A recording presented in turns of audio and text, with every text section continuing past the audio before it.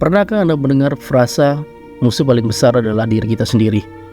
Frasa ini dijadikan ungkapan untuk menggambarkan bagaimana kita bisa menjadi pribadi yang jauh lebih baik dari sebelumnya.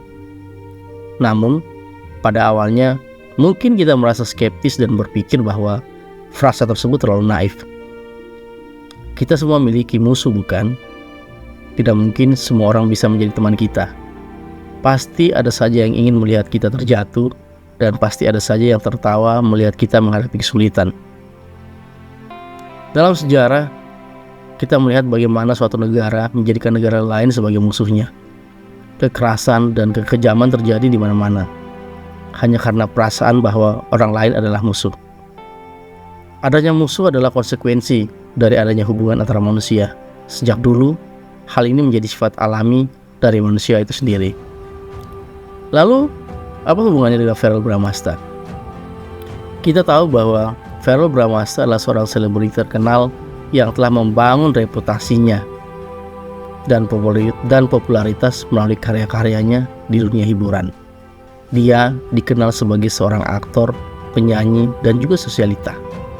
Dalam perjalanan hidupnya, Verrell telah menghadapi berbagai tantangan dan kesulitan yang sering terjadi dalam hidupnya, mulai dari hubungan percintaan, keluarga, dan di dunia hiburan yang sangat kompetitif.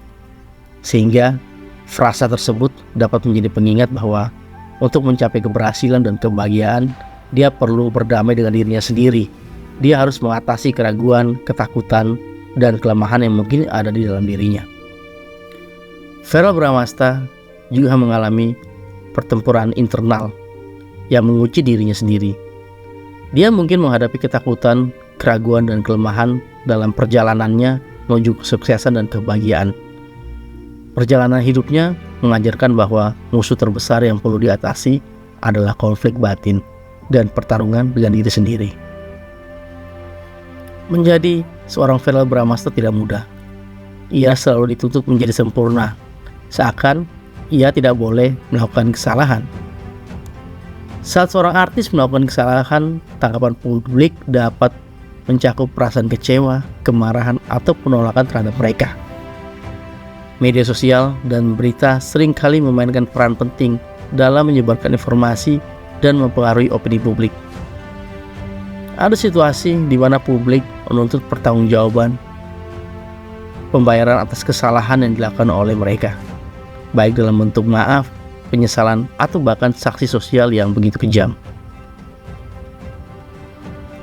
Tuntutan untuk menjadi sempurna dalam industri hiburan seringkali menempatkan beban yang berat pada artis, termasuk kepada Verrell Bramasta.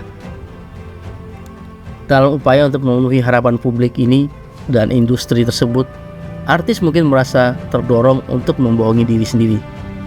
Mereka dapat merasa perlu untuk mempertahankan citra yang sempurna di depan kamera, meskipun di balik itu mereka juga manusia dengan kelemahan dan kesalahan. Dalam mengejar kesempurnaan yang tampak, artis mungkin merasa terjebak dalam permainan identitas yang rumit ini. Mereka mungkin terpaksa menyembunyikan sisi mereka yang lebih rentan dan otentik, yang pada akhirnya bisa merugikan kesehatan psikologis mereka. Menyembunyikan aspek-aspek diri yang tidak sesuai dengan citra yang diharapkan dapat memicu perasaan ketidakpuasan, perasaan takut, dan kesulitan dalam mempertahankan keseimbangan antara kehidupan pribadi dan profesional. Dan menurut gua, semoga cerita singkat ini bisa menginspirasi dan juga bisa buat kalian semakin respect terhadap artis-artis di luar sana. So, gimana menurut kalian? Tulis komentar kalian di bawah ya. Dan kalau misalnya kalian suka dengan video-video seperti ini, jangan lupa untuk klik tombol like, share, dan subscribe. So, sampai ketemu di video-video kerennya bareng gua. Adios, bye-bye.